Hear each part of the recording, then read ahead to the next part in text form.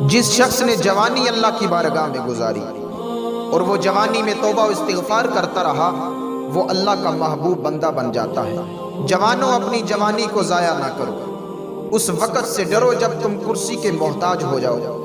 تمہاری داڑھی سفید ہو جائے اور تمہارے ہاتھ میں تسبیح ہو، تم یہ ارادہ بھی کرتے ہو اور تم یہ چاہتے بھی ہو کہ میں اب زمین پہ سجدہ کر کے پیشانی کو جھکا کے اللہ کے حضور تسبیحات پڑھ سکوں، لیکن اس وقت تمہارے جسم کے اندر طاقت نہیں ہے۔ اور اس وقت کو غنیمت جانو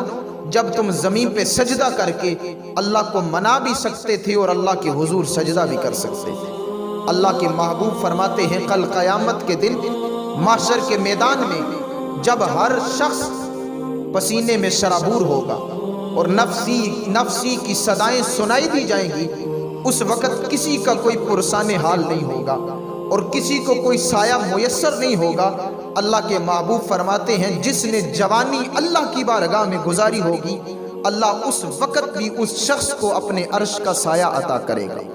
اور پھر اللہ کے محبوب نے ارشاد فرمایا، جو صاحب منصب اور صاحب مال عورت کسی شخص کو دعوت گناہ دیتی ہے اور وہ شخص اللہ کی رضا کی خاطر خوف خدا میں ڈوبتا ہوا اور نوجوان تھا اور اپنی جوانی کو بچاتا ہوا، وہ یہ کہہ دے انی اخاف اللہ،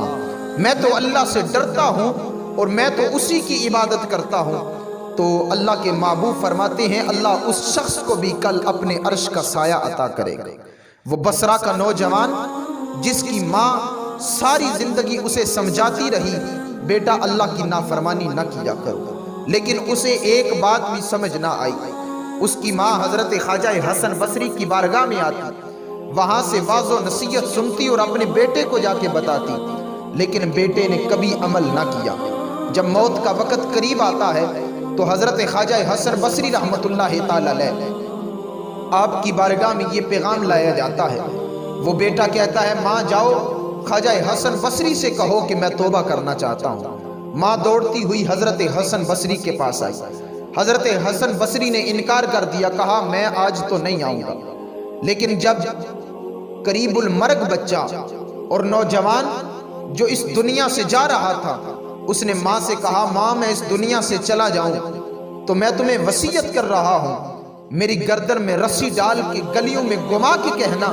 یہ اللہ کے نافرمانوں کا حال ہوا کرتا ہے۔ جب ماں وصیت پہ عمل کرنے لگتی ہے، غیب سے آواز آتی ہے یہ ہمارا محبوب بندہ ہے، اسے کچھ نہ کہا جائے۔ مولا جو تھوڑی سی ندامت اپنے اندر لے آئے اور تھوڑا سا احساس کر لے اور قریب المرگ ہونے کے وقت وہ یہ کہہ دے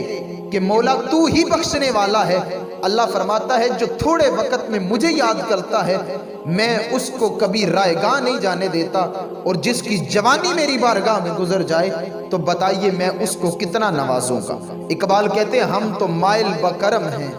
کوئی سائل ہی نہیں، راہ دکھلائیں کسے راہ بے منزل ہی نہیں، کوئی قابل ہو تو ہم شانی کئی دیتے ہیں، ڈھونڈنے والوں کو دنیا بھی نہیں دیتے۔